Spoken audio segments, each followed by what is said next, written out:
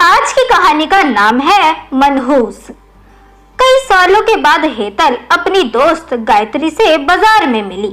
दोनों एक दूसरे को देखकर बड़ी ही खुश थी क्योंकि उनका बचपन एक साथ ही बीता था। दोनों ने एक दूसरे से काफी बातें भी की। बातचीत के दौरान अचानक हेतल को याद आया कि उसने सुना है कि सुमन ने आत्महत्या कर ली है। इस बारे में गायत्री से जानना चाहा। सुमन, हेतल और गायत्री दोनों की बचपन की ही सहेली थी। गायत्री और सुमन दोनों एक दूसरे के पड़ोसी भी थे। हेतल दूसरे गांव में रहती थी। भले ही सुमन की 3 बार शादी की गई, लेकिन उसने आत्महत्या क्यों की? ऐसा सवाल हेतल के मन में आया। दरअसल वह अपनी प्यारी सहेली की आत्महत्या से बेहद ही दुखी थी। सुमन 9वीं कक्षा में थी, तभी उसकी पहली शादी हुई थी।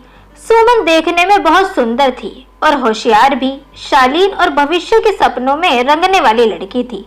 उसने अपने जीवन में कई सपनों को चित्रित किया था, पर घर के लोगों ने उसकी जबरदस्ती शादी करवा दी।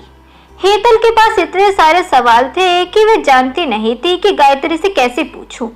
लेकिन हर बार की तरह उसे ये सच्चाई तो जाननी ही थी और आखिर में गायत्री से पूछा, सुमन ने आत्महत्या क्यों की? एक क्षण के लिए गायत्री चुप हो गई। जल्दी से उसके मुंह से शब्द नहीं निकल रहे थे। उसने गहरी सांस ली और बोलना शुरू किया। 3 साल पहले सुमन की शादी अबीर नाम के शख्स से हुई थी। वास्तव में उसकी बहुत अच्छी गृहस्थी चल रही थी। दोनों एक दूसरे से प्यार करने लगे थे। जब भी ये दोनों साथ में बाहर जाते तो सभी कपल इनसे चलते थे।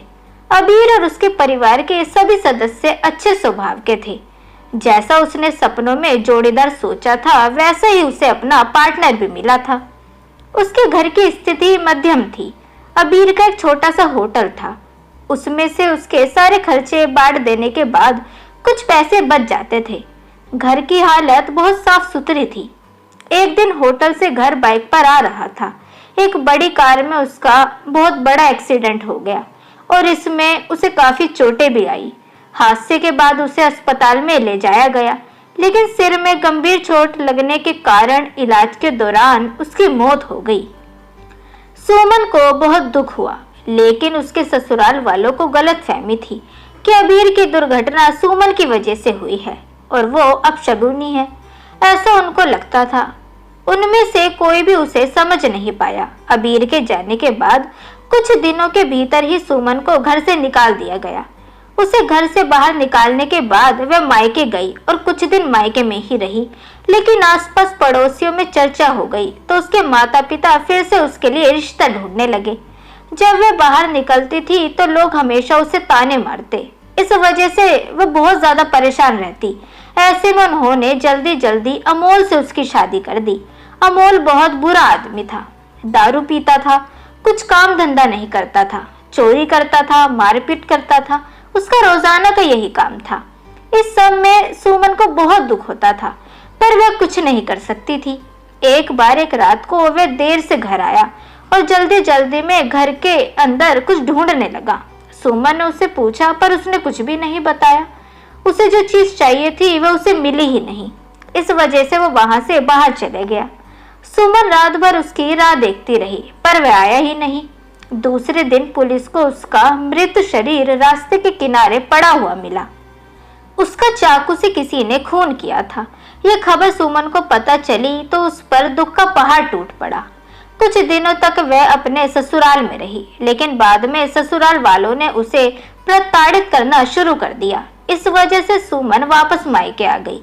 घर आकर कुछ दिन ऐसे ही बीत गए। हर दिन आ रहा था और जा रहा था, लेकिन सुमन की स्थिति वही थी। उसकी तरफ देखा नहीं जा रहा था। उसका परिवार उसकी स्थिति को सहन भी नहीं कर सकता था, इसलिए उन्होंने उसकी वापस शादी करने का फैसला किया। उसके लिए रिश्ता ढूंढने लगे। उनके रिश्तेदारों में गौतम नाम का लड़का था। उसकी पहले से ही एक बार शादी हो चुकी थी और गौतम से सुमन की शादी करवा दी गई। सुमन बहुत खुश थी। शादी हुई कुछ महीने बाद उसे मालूम हुआ कि गौतम को कैंसर है, ब्लड कैंसर। इस बात का पता चलते ही उसके हंसते हुए चेहरे पर फिर से दुख आ गया, लेकिन उसने हिम्मत की और इन सब का सामना करने का फैसला किया। 5 महीने तक अपनी पति की सेवा की, लेकिन आखिरकार 5 महीने बाद उसके पति की मृत्यु हो गई। इस दुख से वो बहुत ज्यादा तंग आ गई थी। कुछ दिन बीत गए, लेकिन बाद में ससुराल वालों ने उसकी जिम्मेदारी लेने से इनकार कर दिया, उसे घर से निकाल दिया। उसके बाद वह फिर मायके चली गई, लेकिन उसके माता पिता और उसके भाई भाभी ने इस बार उसे घर में आने नहीं दिया। सभी तरीके से रास्ते उसके लिए बंद हो चुके थे। उसे उम्मीद की कोई किरण नजर नहीं आ रही थी। अंत में उसने खुद को खत्म करने का फैसला किया। उसका जीवन समाप्त कर दिया गया। सुमन की यह कहानी सुनकर हेतल की आंखें आंसुओं से भरकर बह रही थी। पूरा दिन वह सुमन के बारे में सोचती रही। क्या इन तीनों घटनाओं में बेचारी सुमन का कोई दोष भी था? क्या उसके माँ बाप को सिर्फ उसकी शादी कर उसे हर बार किसी के पास भेजना ही था? वो उसे अपने पैरों पर खड़ा करने की भी तो कोशिश कर सकते थे। सच कहो तो हेतल की जान उसके बदनसीबी ने नहीं, उसके परिवारों ने ली है। जो आसपास के लोगों की छोटी सोच है उसने ली है। वो बेचारी मनहूस नहीं, बदनसीब थी, क्योंकि उसके आसपास ऐसी सोच रखने वाले जो लोग थे। तो दोस्तों, कैसी लगी आपको आज की ये कहानी? यह हमें कमेंट सेक्शन के थ्रू जरूर बताएं। वीडियो अगर आपको पसंद आई हो तो इसे लाइक जरूर करें, साथ ही इसे अपने दोस्तों के बीच भी शेयर करें। चैनल को सब्सक्राइब करना ना भूलें। मिलते हैं आपसे अगली वीडियो में, तब तक के लिए गुड बाय।